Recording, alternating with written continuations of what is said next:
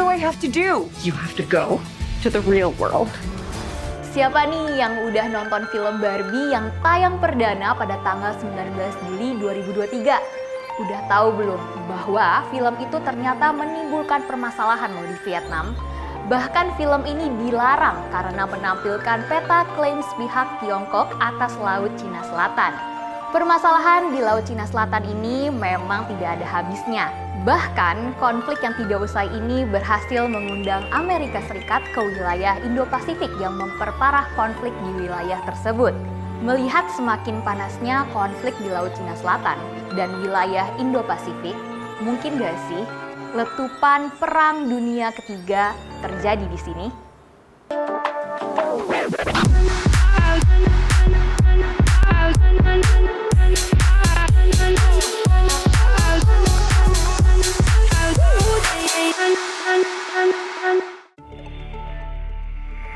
Permasalahan Laut Cina Selatan sebenarnya bermula dari klaim Tiongkok atas batas wilayah lautnya yang menggunakan 9 garis putus-putus tradisional. Klaim sepihak ini membuat Tiongkok memiliki batas wilayah yang tumpang tindih dengan negara lainnya. Hal ini diperparah dengan pulau buatan yang dibangun Tiongkok di wilayah konflik tersebut, sehingga memperparah hubungan Tiongkok dengan negara yang berbatasan di wilayah Laut Cina Selatan, seperti Indonesia, Malaysia, Vietnam, Brunei Darussalam, dan Filipina. Selain masalah di Laut Cina Selatan, Tiongkok juga mempunyai permasalahan lama lainnya yang terjadi di wilayah Pasifik. Keinginan Tiongkok untuk membentuk satu Cina menimbulkan konflik tersendiri. Pasalnya, dengan keinginan Tiongkok, Taiwan harus bergabung dan mengakui kedaulatan Tiongkok di negaranya. Hal ini sangat sulit diterapkan karena Taiwan sudah memiliki sistem pemerintahan yang jauh berbeda dengan Tiongkok. Selain itu, kedekatan Taiwan dengan Amerika Serikat juga memperburuk upaya Tiongkok untuk menyatukan Taiwan. Selama ini, Taiwan telah menjadi partner strategis Amerika Serikat dalam pembuatan chipset canggih. Amerika Serikat yang telah berinvestasi besar tidak bisa begitu saja melepas dan kehilangan partner strategisnya kepada musuh terbesarnya dalam memperebutkan pengaruh di dunia. Melihat kondisi Laut Cina Selatan yang semakin memanas, serta ancaman akan diambilnya partner strategis yaitu Taiwan, Amerika Serikat akhirnya memperkuat pengaruh militernya di wilayah Indo-Pasifik. Walaupun sebenarnya Amerika Serikat selama ini telah memiliki beberapa pangkalan militer di wilayah Indo-Pasifik, tapi keberadaannya hanya sebatas untuk mempertahankan wilayah Amerika Serikat. Menguatnya kekuatan militer Tiongkok, klaim atas Laut Cina Selatan, dan gangguan pada Taiwan, seperti membangun kekuatan militer Amerika Serikat di wilayah kawasan, hal ini memicu penguatan dan penambahan personil militer Amerika Serikat di kawasan tersebut. Pembentukan markas militer di Filipina menjadi contoh dari penguatan keberadaan militer Amerika Serikat di wilayah Indo-Pasifik. Bahkan, penguatan secara diplomatis juga dilakukan Amerika Serikat dengan mengadakan KTT bersama negara-negara ASEAN yang digelar pada 12 sampai dengan 13 Mei 2023.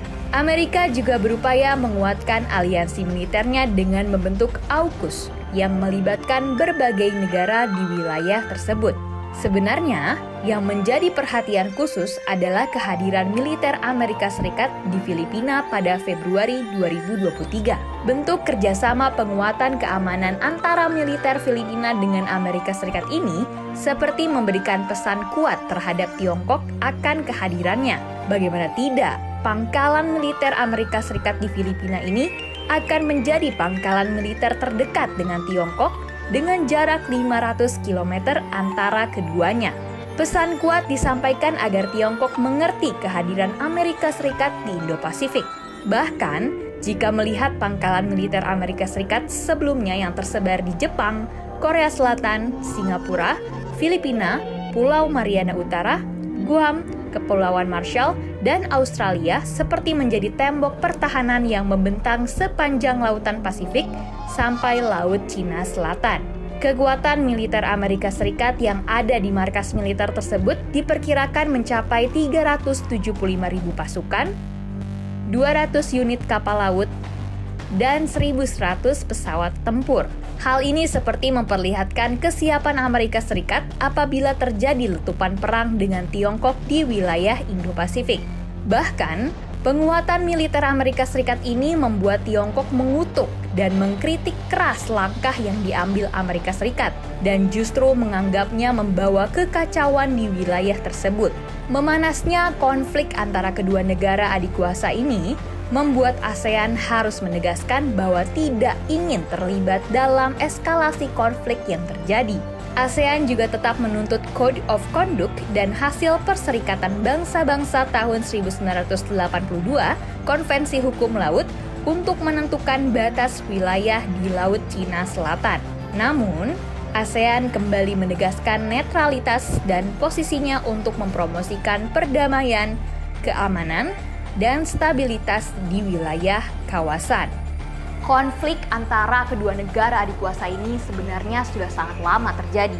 Amerika Serikat sebagai kekuatan lama tentunya tidak ingin kehilangan pengaruh di berbagai belahan dunia. Lahirnya Tiongkok sebagai kekuatan baru menjadi ancaman terkuat bagi Amerika Serikat. Apalagi klaim sepihak Tiongkok di Laut Cina Selatan sampai upaya Tiongkok merebut Taiwan sepertinya membuat marah negeri Paman Sam tersebut. Ketegangan boleh saja terus terjadi di antara kedua negara di Laut Cina Selatan. Tapi, jangan sampai ketegangan ini berujung pada perang proksi yang akhirnya merugikan negara-negara di Asia Tenggara dan Asia lainnya.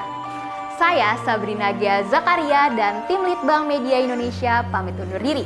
Saksikan program Jeda atau Jendela Data setiap Selasa hanya di YouTube Media Indonesia.